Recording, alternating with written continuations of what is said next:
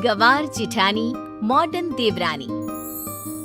अर्पिता की शादी राकेश से तय होती है, जो एक सरकारी नौकरी करता था।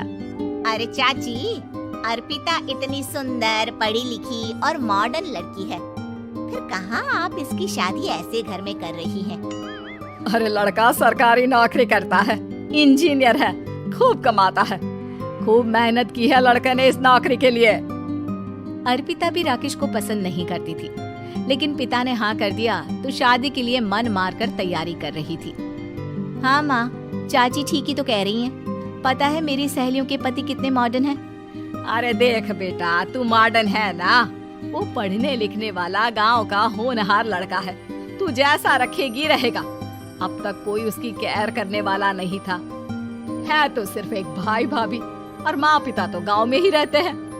अर्पिता का मुंह बन जाता है। वो पिता के फोन से राकेश का नंबर लेकर उसे मिलने के लिए बुलाती है। आज तो मैं उसे साफ साफ मना कर दूंगी, मुझे नहीं करनी शादी। शक्ल देखी है ना, कपड़े पहनने का तरीका है ना बोलने का। अर्पिता राकेश से मिलने जाती है। अब क्या हो गया? आपने मुझे अर्जेंट मिलने को बुलाया, सब ठीक तो है ना?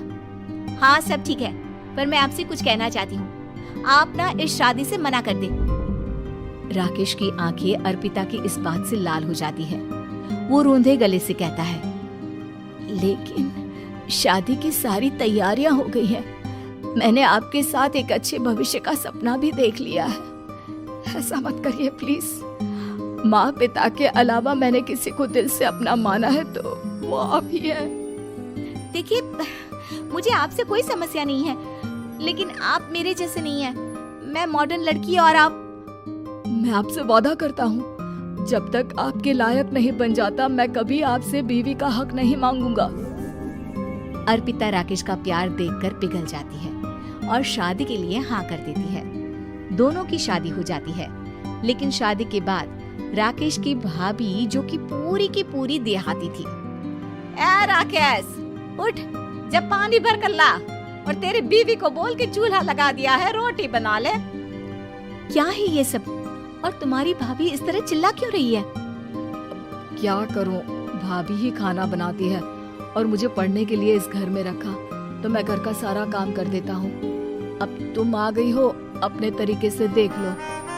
ये मकान तो तुम्हारे पापा ने बनवाया था ना, शहर में, ताकि बेटा पढ़ाई कर सके।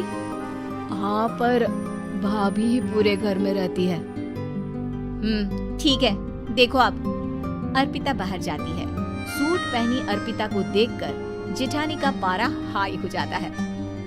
शहर की हीरोइन, यहाँ ना चलेगा ये सब, समझी? साड़ी पहनो, साड़ी। वो नारंगी वाली निकाले हैं तुम्हारे लिए, जिसमें हरे रंग का फूल बना है, और सीधे पहुँचो रसोई में। मेरे आगे नहीं चलेगा ये सूट बूट का नाटक, समझी? देखिए भाभी, आप बड़ी हैं, आपने राकेश की पढ़ाई में मदद की, लेकिन ये मकान इनके पिताजी का है, तो मैं अपना पोर्शन अलग कर रही हूँ। मैं आज से आपके साथ नहीं रहूंगी। जेठानी का तो मानो पारा ही हाई हो जाता है। और ऐसा कैसे नहीं रहेगी? हाँ, और कौन बोला कि राकेश अलग हो जाएगा? वो अपने भाई के बिना नहीं रहता। आज देखिए तो, देखिए कल के आई छोरी क्या बोल रही है। राकेश के साथ बात हो गई है, मैंने ऊपर का हिस्सा राकेश को दे दिया है। उसकी अपनी जिंदगी शुरू हो रही है, तो अच्छा है ना कि अब रसोई भी अलग हो जाए। अर्पिता राकेश की ओर फक्र से देखती है कि उसने अर्पिता के लिए स्टैंड लिया। अर्पिता बाजार में जाकर सारा रसोई का सामान ले आती है। पिता के दिए सामान से घर सजाती है और अपने तरीके से पूरे घर की सजावट करती है। शाम को राकेश ऑफिस से आता है।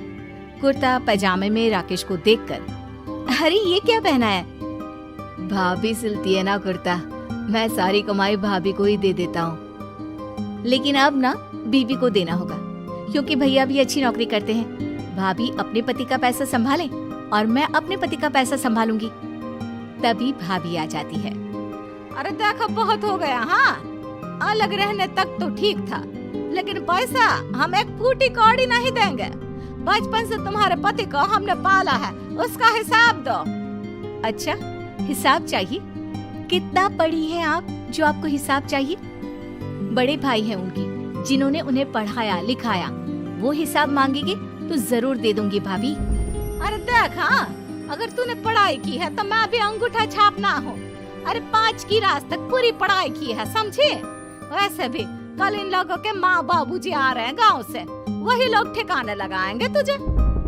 अगले दिन सास ससुर आते हैं, दोनों बहुत ही सीधे लोग। अच्छा किया जो ऊपर के हिस्से में राकेश की गृहस्थी लगा दी।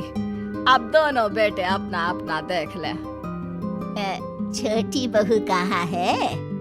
अरे बहुत ही चालाक है माँ जी, ऐसी जबान चलाती है जैसे दर्जी कैंची चलाता है। वैसे बहू तुम भी कम नहीं थी। और सुनाओ। तभी छोटी बहू सास ससुर के पैर छूकर उन लोगों को चाय और नाश्ता देती है। माँ जी, आप थक गई होंगी, मैं खाना लगा देती हूँ, ऊपर आ जाइए चाय पीकर। अरे बस बस, यही रहेंगे वो, क्योंकि बड़ी बहू मैं हूँ। हम एहसास है इनके माँ बाबूजी मेरे पास ही आए हैं। चलिए माँ जी, आप ना किचन में खाना बनाइए, मैं जरा बाजार होकर आती हूँ, और फिर साथ में खाना खाता है। जेठानी बाजार निकल जाती है और सास ससुर बेचारे घर पर अकेले। फिर दोपहर को, माँ जी, मैंने आप सभी के लिए खाना बनाया है। माना मैं छोटी हूँ, लेकिन अच्छा लगेगा अगर आप लोग मेरे साथ रहें। वैसे भी यहाँ है कौन बेटा, चलो ऊपर राकेश के पास ही चलते हैं। सास ससुर दोपहर का खाना खाकर वहीं आराम करने लगते हैं कि जेठानी आ जाती है। अरे वाह, ये तो वही बात हुई ना, कल की आई को पूरा परिवार और हम अकेले के अकेले।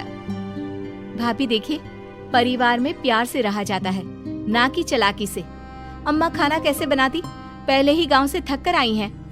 हाय रे दया, तो मैं का बाजार से ऐस करके आ रही हूँ। अरे भूख के मारे मेरा सर दर्द हो रहा है, पर यहाँ मेरी फिक्र कौन करेगा? अरे तो किचन में खाना है, लगा देती हूँ मैं भाभी। बड़ी बैठकर खाना खाती है और शाम को जब राकेश घर आता है। अरे राकेश, तू तो पूरा हीरो लग रहा है इन कपड़ों में। ऐसे कपड़े पहले क्यों नहीं पहनता था? राकेश बीवी की तरफ देखता है और फिर कहता है, माँ पहले पहनाने वाली नहीं थी ना। हाँ हाँ, और हम जो हाथ से सिल सिल कर कुर्ता पहनाते थे उसका का? अरे तुम्हारे भैया तो आज भी पहन रहे हैं। तभी अर्पिता सास के लिए कपड़े और ससुर के लिए शर्ट पैंट ला कर देती है। उन लोगों को फ्रिज से ठंडा पानी और टीवी में फिल्म दिखाती है। अरे कब से इनको बोल रहे हैं कि फ्रिज वाले आओ, लेकिन ये है कि मानत ही ना है। बहू, अब तो तुम ही समझाओ ससुर जी को। नहीं पापा, आप फ्रिज मत लीजिए। अरे वाह रे छोटे, खुद फ्रिज का ऐसे का मजा ले, और इनकी माँ के पास फ्रिज भी ना हो। अरे देखा पिताजी, देखा माँ जी कब बोल रही है। अरे उसकी पूरी बात तो सुन लो कि वो क्या बोल रही है। वो इसलिए क्योंकि अब माँ जी और पापा यही रहेंगे मेरे पास।